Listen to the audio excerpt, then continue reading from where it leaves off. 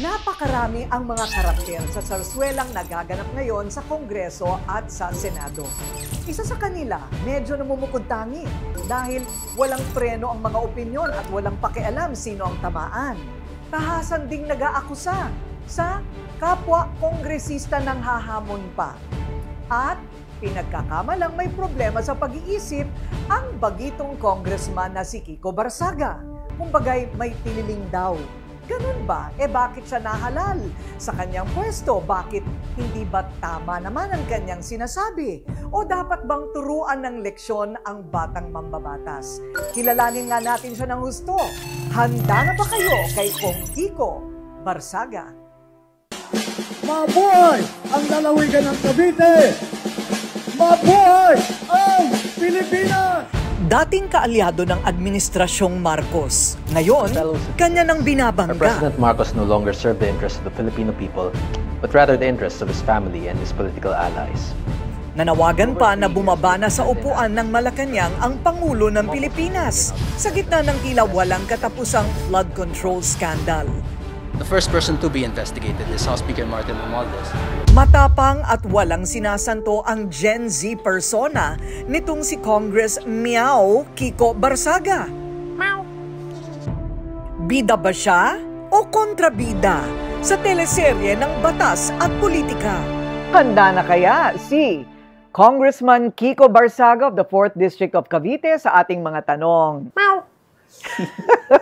Pinapanindigan mo talaga yun? Yun yung political slogan ko. Yung iba, di ba, may mga, may mga tagline sila. Yung sa akin, Nang magbukas ang 20th Congress, sinuportahan ni Congressman Kiko Barsaga ang muling pagbabalik sa trono ni Speaker Martin Romualdez. I, Ferdinand Martin Gomez Romualdez.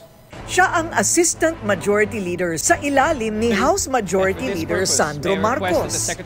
Pero nito lang Setyembre, iniwan ni Congressman Meow ang National Unity Party. Binitiwan din niya ang kanyang posisyon sa Kongreso. Matapos akusahan siya ni Deputy Speaker Ronaldo Puno na nangangalap daw siya ng pirma ng mga kongresista para patalsikin ang Speaker. Agad itong itinanggi ng kongresista. welcome to my office. 27 taong gulang si Congressman Francisco Kiko Barsaga, isa sa dalawang pinakabatang kongresista sa 20th Congress. Well, kahit hindi nag-overtime, pag napagod lang, mayroon akong tulugan. Pero siya ang pinaka-mapangahas at kontrobersyal sa linya ng makabagong henerasyon ng mambabatas dito sa atin. As long as I have the democratic right to criticize this government, I will continue speaking out against the corruption that I see. Mag-isa siyang nanawagan na pababain sa pwesto si Speaker Romualdez dahil sa iskandalong kinakasangkutan sa flood control projects. So you are now like an independent? Independent. How's that going for you? Masaya siya kasi I can do whatever I want. Pwede kong sabihin kahit anong gusto kong sabihin. Speaker Martin Romualdez is corrupt. Ano ang basis mo? Una sa lahat, yung connection niya kay Zaldico and yung connection din niya kay President Marcos. Para sa akin, corruption by incompetence is equal to corruption by theft or by actual malicious intent. Kung corrupt siya dahil nagnakaw siya ng pera, edi corrupt siya doon. Pero kung corrupt siya dahil hinayaan lang niya tayo manakawan ng pera, like dang-dang billion, that's also a form of corruption. Kasi siya yung nasa posisyon na yun, tapos hindi niya pinigilan yung mga congressman na nagnakaw ng 100 billion. Either way, dapat siyang makulong dahil doon. But you're aware, lahat ng mga akusasyon laban kay dating Senate President, dating Speaker of the House, will have to be proven in court. Yes. At hindi lang dahil pinangalanan sila ng mga contractors? Pero ang nagiging problema kasi doon, at nakakita ko din with the Filipino peoples, wala na silang tiwala sa justice system natin. The people are angry. Wala na sila talagang tiwala na makukulong or mapapanagot yung mga corrupt officials na involved sa DPWH flood control anomalies. Bakit pati si presidential son, Congressman Sandro Marcos? Imposibleng walang alam yan and susunod na yan na i-investigahan natin. Ikaw ba mismo nag-iimbestiga ka?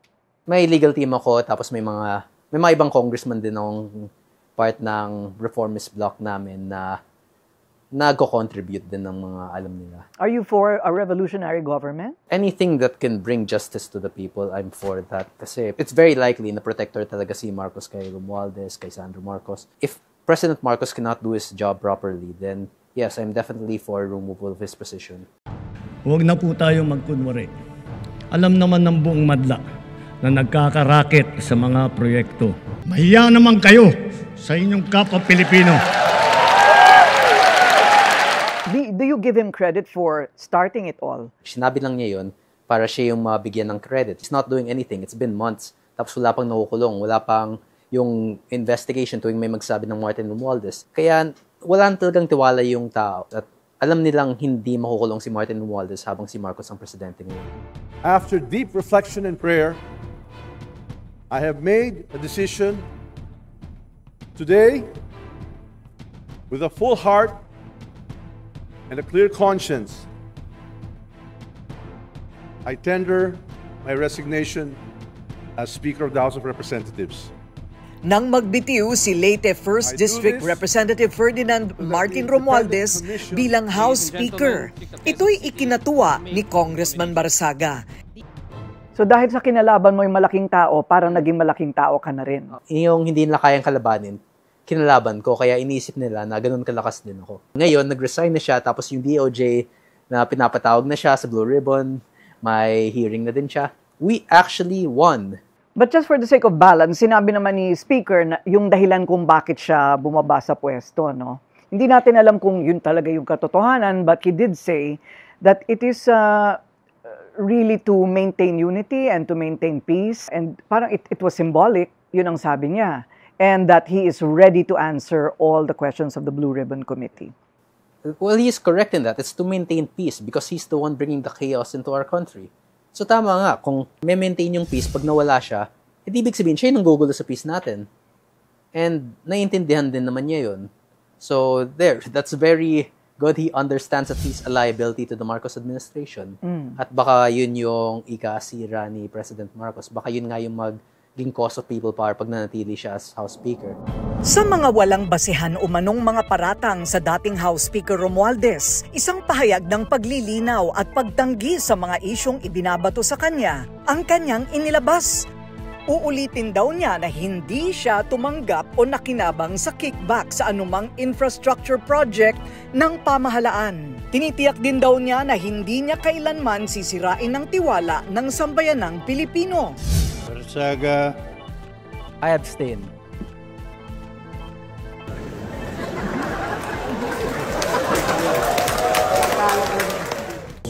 Oh, ito na si Boji D. Nagpalit man ng bagong liderato ang mababang kapulungan, binatikos pa rin ni Barsaga. Problema ngayon si Boji D, parang bagong Romualdez lang din naman, pero mas tahimik lang. Mas tahimik lang. Kasi under Romualdez din yun kaya hindi natin masyadong pagkakatiwalaan. Pero wala pa namang ginagawa si Boji D na palagay mo kahinahinala or disagreeable? Well, firstly, Deputy Speaker siya at wala siyang sinabi. He was completely silent during the whole flood control anomaly issue. So, yun pa lang, isang malaking red flag na talaga yun. Kasi, nasa position ka nun, diba? Isa kang Deputy Speaker, you're one of the closest, you're one of the most powerful people in the House of Representatives, tapos wala kang sinabi na nahimik ka lang habang naalaman ng taong bayan na nanakawan sila. Yun, no? Kakatapos lang ng DOJ hearing. Alam mo? Sandro Marcos. Sabi natin. Good afternoon. Good afternoon, Kiko. Kumusta na yung kaso ni Tito Romualdez mo? Yung ano pala? Ayaw sumagot. Ayaw sumagot. Natatakot. Huwag ganyan. Congresswoman Janet Garin. Nawala na yata ng pasensya, ano? Medyo galit na siya. Oo. Okay lang naman. Okay lang. Very stressful situation talaga sa Kongreso ngayon. And I can understand her stress. Are you stressed? Not really. Not really? Really? Oh, what's chill the lang. secret? Wala, normal lang. Because what's the worst that could happen? Patayin nila ako or pakulong nila ako. Like, everyone dies or everyone loses their freedom at some point.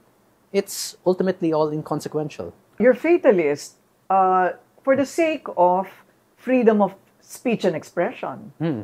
Kumbaga, parang, I don't care what you do with me, but as long as I can get to say what I want to say. Hanggang sa sinampahan na ng reklamo sa House Ethics si Congressman Barsaga dahil sa kanyang pagpo-post ng act of hate o maaanghang na pahayag. Siya raw ay nakakasira sa image ng Kongreso. Hindi naman daw masama maging kritiko, pero ilagay daw ito sa lugar ayon sa kanyang dating kapartido. Inireklamo pa ng inciting to sedition ang batang mambabatas dahil sa pag-uudyok niya sa mga rallyista. Nanawagan ka nga ba talaga na sunugin ang Kongreso during the rally there? Well, technically, wala ako sa rally, so wala akong sinabi doon.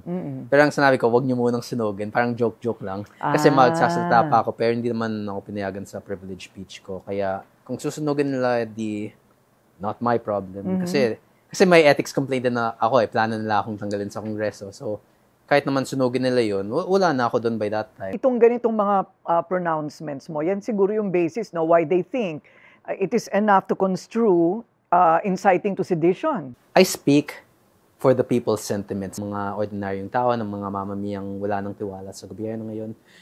And if that is inciting to sedition, then I will willingly go to jail for that and be imprisoned. Kasi yun talaga ang nakikita ng mga tao. At kung lahat ng magsasabi nun ay inciting to sedition, edi maubos na tayo sa Pilipinas. Everyone is saying the exact same thing. Martin Romualdez is close to President Marcos, and as long as he is close to President Marcos, he will never go to jail or face justice for any of his actions.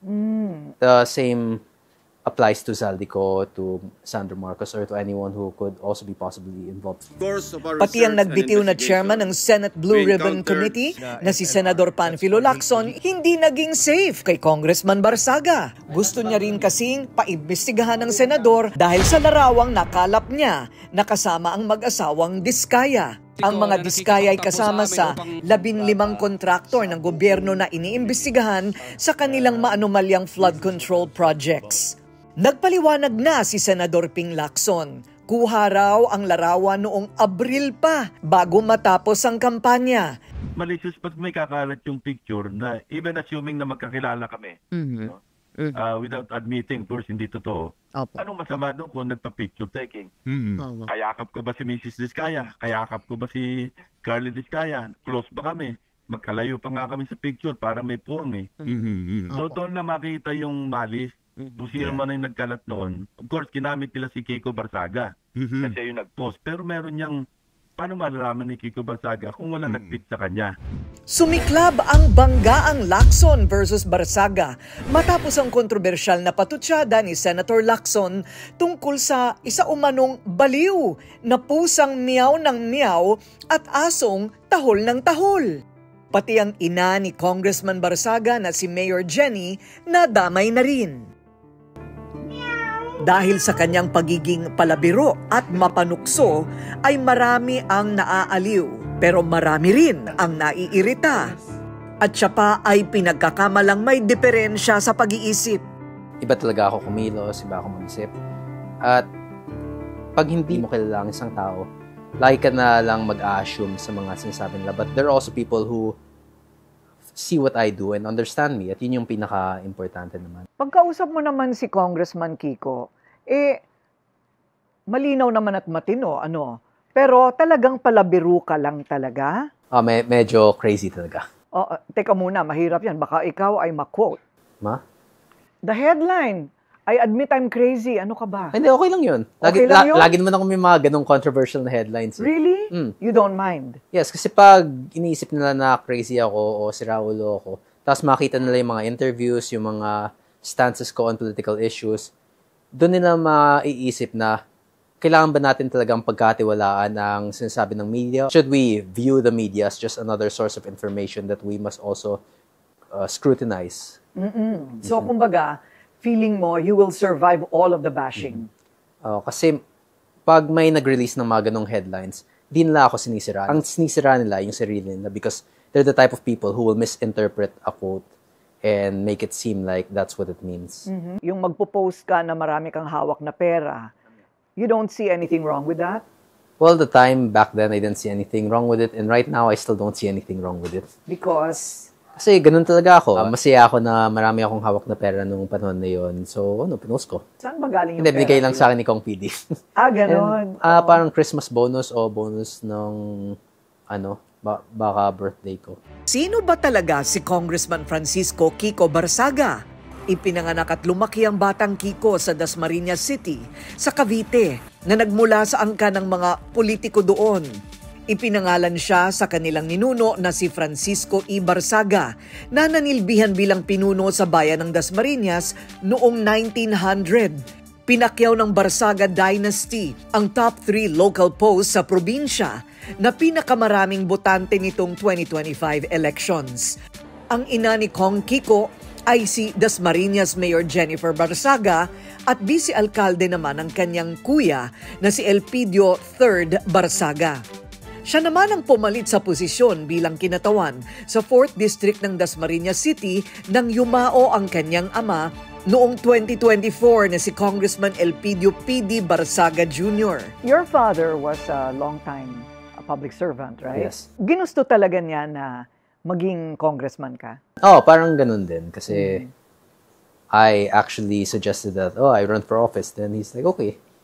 Totoo? Yes, because in our line of work, in politics, it's very hard to find people you can trust. And trust is one of the most valuable, one of the people you can trust most, your own family.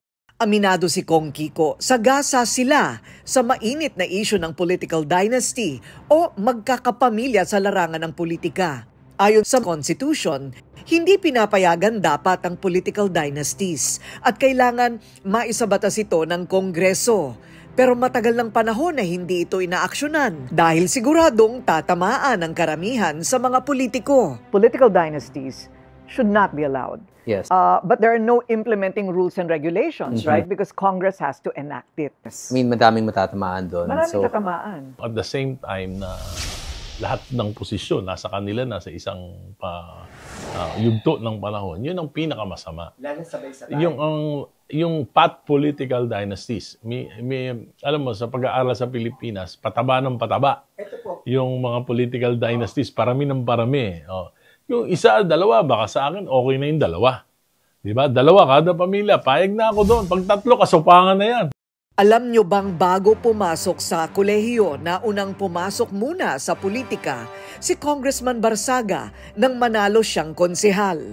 At pagkatapos ay saka siya nag-aral sa De La Salle, Dasmariñas City. Sa kalagitnaan ng third year niya sa kolehiyo sa kursong Political Science noong 2025, siya'y bumitaw dahil hindi na niya kayang pagsabayin ang pagiging estudyante at pangangampanya. Kiko Barsaga! Pero ngayong 2025 election, lumikha ng ingay ang kanyang pangalan. Ibang klase ang kanyang cat-themed persona kung saan kasama niyang nangangampanya ang mga alagang pusa. Dito niya binansagan ng Kong Meow ang kanyang sarili bilang certified cat lover. Siya'y pro-po sa dog dahil sa kanyang pag-aalaga din ng stray cats and dogs. Sa Dasmariñas, ni-roll out niya ang spay at neuter programs. May panukala din siyang magkaroon ng Meow Lasakit Centers o pasilidad para sa abot-kayang veterinary care sa bansa. 20 pusa ang kanyang inaalagaan at inampon. Kahit nakakatanggap daw siya ng mga death threat, kinikibit balikat lang daw ito ni Kong Meow. Pero hindi banta ang batas. Nakagustuhan niyang ibalik ang death penalty sa mga kriminal na gumagawa ng pang-aabuso sa tao at maging sa mga hayop. Talaga, firing squad Firing ang squad. gusto mo sa mga animal abusers. Kasi yung mga serial killers, yung mga murderers na naman nag-uumpisa sa mga hayop eh. So, unahan lang natin sila, barilin lang natin yung mga pumapatay ng mga hayop. So both torture and killing for no apparent reason. Kung ganong klaseng tao ka na, dapat patiin ka na talaga. Okay, this week, bagong file ko lang to. A bill on absolute divorce. Ano ang karanasan mo kung bakit gusto mo mangyari yan? Hindi ako nasasawa ko. Joke lang. Wala I'm kang single. asawa. Wala pa akong asawa. So talaga ba hindi alam ng just in tao case kung seryoso ka o nagbibiro? Just in case lang na ayaw ko na sa asawa ko, pwede kami mag-divorce. Joke lang. Bago ka mag-asawa, dapat may divorce bill dapat may na. at least may backup plan ako in case na magbago siya or in case na biglang... At saka may backup plan siya. Hindi, ako mabait ako. I'm a very, very nice person. Okay. To all the ladies watching, I'm a very, very joeable. Okay. Pero yung divorce bill na i-final ko, Ang uunahin ko muna kasi ay yung mga victims of abuse and neglect and all forms of abuse siya, hindi siya yung physical lang. It also involves like emotional abuse such as infidelity, yung concubinage, adultery, and yung mga financial abuse katulad yung mga nagsusugal ka na tapos wala ka ng yung pera na para sa pamilya mo, ginagamit mo lang for gambling or for your vices. Mga ganong grounds. Grounds din yun for divorce. Malayo pa pero malayo na rin ang narating ni Kong Miao Kiko Barsaga. Sigurado daw na marami pa siyang babanggain sa sarswelang ito ng batas at politika. What would a closing statement of a Kong Miao Kiko Barsaga say? You already know. Meow. Meow. Meow. Okay, yun. That could mean anything. Yes. Maraming salamat. Thank you for being Thank you. game.